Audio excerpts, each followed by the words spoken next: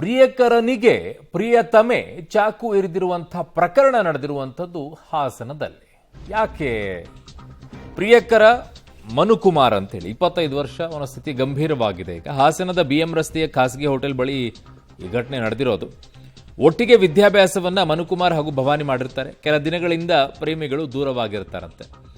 ರಾತ್ರಿ ಹೊಸ ವರ್ಷ ಆಚರಣೆಗೆ ಫ್ರೆಂಡ್ಸ್ ಜೊತೆಗೆ ಮನುಕುಮಾರ್ ಬಂದಿರ್ತಾನೆ. ಪದೇ ಪದೇ ಮನುಕುಮಾರ್ಗೆ ಫೋನ್ ಅನ್ನ ಕೂಡ ಮಾಡಿದ್ರು ಕೂಡ ಭವಾನಿ ಫೋನ್ ಎತ್ತಿರೋದಿಲ್ಲ. ನಿನ್ನೆ ಏಕಾಏಕಿಯಾಗಿ ಚಾಕುವಿನಿಂದ ಮನುಕುಮಾರ್ಗೆ ಭವಾನಿ ಇರಿದು ಬಿಟ್ಟಿದ್ದಾಳೆ. ಇದು ಪ್ರೀತಿ ಇವರದ್ದು. Very good.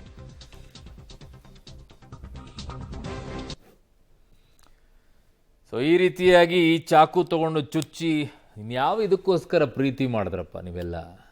ಆ ಕಡೆಗೆ ಯಾವುದೋ ಒಂದು ಬರುತ್ತೆ, ಪ್ರಿಯಕರ ಪ್ರಿಯತಮೆಗೆ ಚಾಕು ಚುಚ್ಚಿಬಿಟ್ಟ, ಈಗ ಪ್ರಿಯತಮೆ ಪ್ರಿಯಕರನಿಗೆ ಚಾಕು ಚುಚ್ಚಿಬಿಟ್ಟಿದ್ದಾರೆ. ಏನರಪ್ಪ ಇವೆಲ್ಲ ಪ್ರೀತಿ ಏನರಪ್ಪ ಇವೆಲ್ಲ ನಿಮಗೆ? ಇನ್ನು ಯಾವುದಕ್ಕೋಸ್ಕರ ಪ್ರೀತಿ ಮಾಡಿದ್ರಿ ನೀವೆಲ್ಲ? ಇಲ್ಲ ಅವ್ನು ಫೋನ್ ಎತ್ತಿಲ್ಲ ಅಂದರೆ ಹೋಗಿ ಚಾಕು ಚುಚ್ಚಿಬಿಡೋದಂತೆ. ಆ ಕಡೆಗೆ ಇವಳು ಬಿಟ್ಲು ಅಂತಂದರೆ ಇವನು ಹೋಗ್ಬಿಟ್ಟು ಅವಳಿಗೆ ಚಾಕು ಚುಚ್ಚಿಬಿಡೋದಂತೆ. ಅಪ್ಪ ಅಮ್ಮ ಏನು ಮಾಡ್ಬೇಕು ನಿಮ್ಮ ಇವ್ರ ನಡುವೆ ಇಂಥದ್ರಲ್ಲಿ? ನಿಮ್ಮನ್ನು ಸಾಕಿದ್ದಕ್ಕೂ ಹೆತ್ತು ಹೊತ್ತು ಬೆಳೆಸಿದ್ದಕ್ಕೂ ಸಾರ್ಥಕ ಆಗ್ಬಿಡುತ್ತೆ ಅವ್ರ ಜೀವನ. ನೀವು ಮಾಡುವಂಥದ್ದಕ್ಕೆ 1 ವರ್ಷನೋ 2 ವರ್ಷನೋ ಪ್ರೀತಿ ಮಾಡಿರ್ತಿರಲಿಲ್ಲ, 6 ತಿಂಗಳು. ಈ 2 ವರ್ಷದ ಒಳಗಡೆ ಇಷ್ಟೆಲ್ಲ ಮಾಡ್ಕೊಳ್ಳೋದಕ್ಕೋಸ್ಕರ ನಿಮ್ಮನ್ನು 20-22 ವರ್ಷಗಳಿಂದ ಸಾಕಿರುವಂಥ ಅಪ್ಪ ಅಮ್ಮ ಏನು ಮಾಡ್ಬೇಕು ಹೇಳಿ? ಉತ್ತರ ಕೊಡಿ ಅದಕ್ಕೆ ಫಸ್ಟು.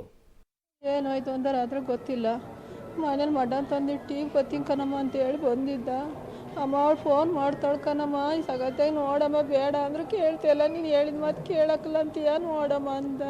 ಕಾಂಪ್ಲೆಕ್ಸ್ ಹಾಕಪ್ಪ ಅಂತ ನಾನು ಅಂದೆ. ಸರಿ ಕೇಳಮ್ಮ ಬೈಯಮ್ಮ ಅಂದ.